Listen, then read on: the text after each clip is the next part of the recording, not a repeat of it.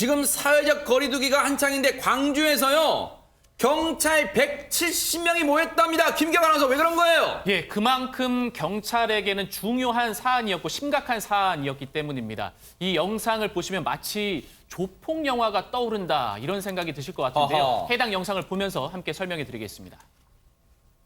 네, 흰색 차량이 골목길 중간에 멈춰 섭니다. 네. 그러더니 서너 명의 건장한 남자가 내려서는 한 차에서 내리는 남자를 다짜고짜 주먹질하고 끌어내립니다. 아이고.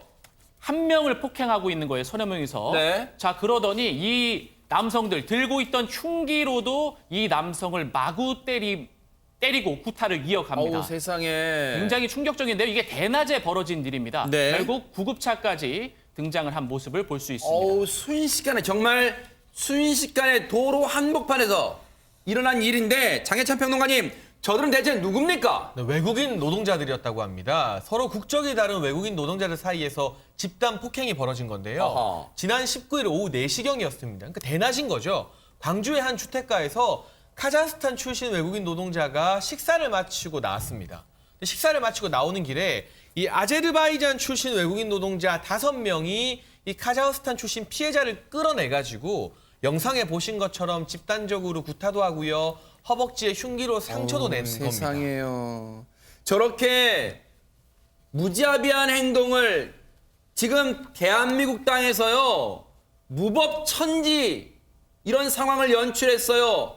대한민국이 당신들의 놀이터입니까? 그렇게 우습습니까? 대한민국에서 대낮에 백주에 저런 짓을 무법천지 저질러요? 당시의 상황이 얼마나 긴박한 순간이었는지 얘기 들어보시고 이어가 보도록 하겠습니다.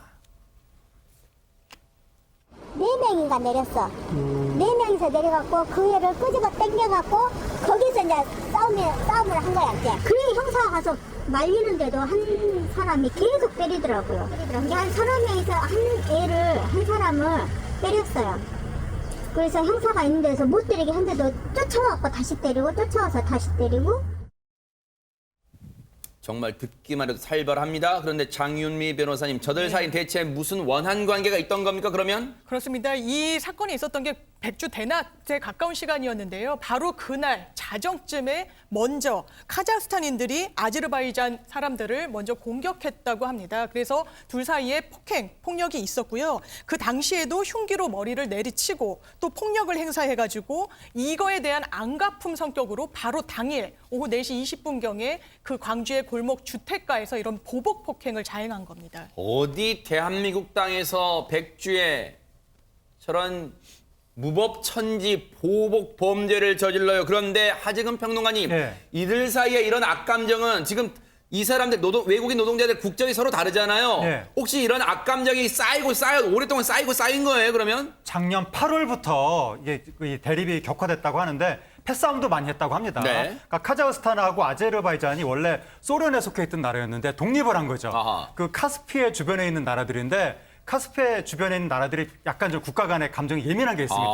거기다가 이게 종교 문제가 겹치면서 카자흐스탄은 이슬람교, 기독교를 믿는데 네. 아제르바이잔은 이슬람교를 믿는다는 거예요. 네. 그래서 그것 때문에도 서로 사이가 안 좋고 네. 그래서 작년 8월 달부터 서로 이렇게 패싸움도 하고 사이가 안 좋은 와중에 네. 최근 들어서 치정 문제가 네. 여기에 또 걸려들었다고 합니다. 그러니까 아하. 더 불똥이 튀면서 그동안 계속해서 이제 문제가 심각해져 왔다는 거죠. 네.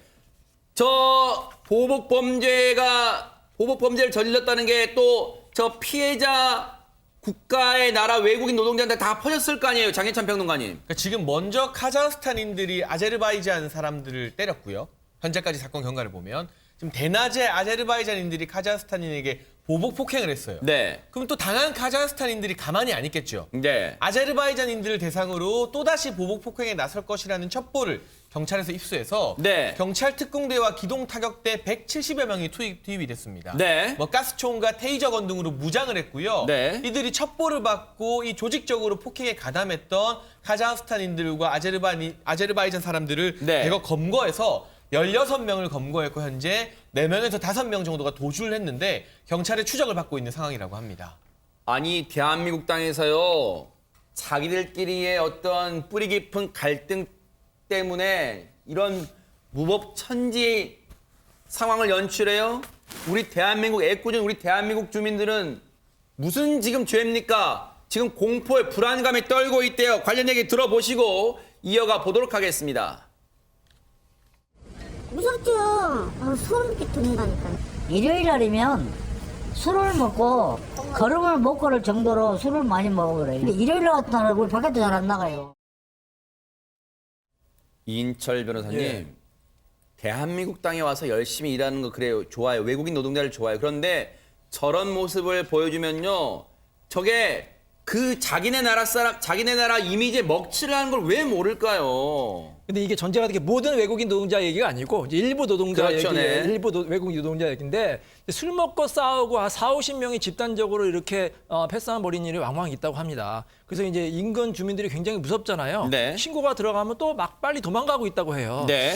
제 생각에는 이런 폭력배들은 우리 대한민국의 위해가 될 수 있기 때문에 이런 일이 반복이 되면 강제 출국시키는 것도 하나의 방법이 되는 그러네요. 거죠. 그게 바로 위해 요소를 사전에 제거하는 방법일 수도 있다 이런 생각도 해보는데요.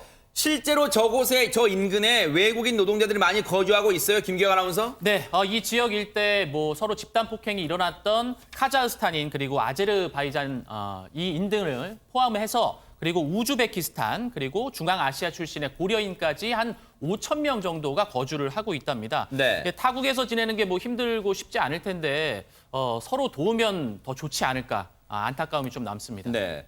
어쨌든요. 저런 일은 좀 주변 순찰도 강화를 해서요. 주민분들의 불안감도 좀 누그러뜨릴 수 있도록 우리 경찰분들, 역시 경찰분들밖에 믿을 사람이 없어요. 그러니까 경찰분들이 조금 더 수고를 해주시기를 기대를 해보도록 하겠습니다.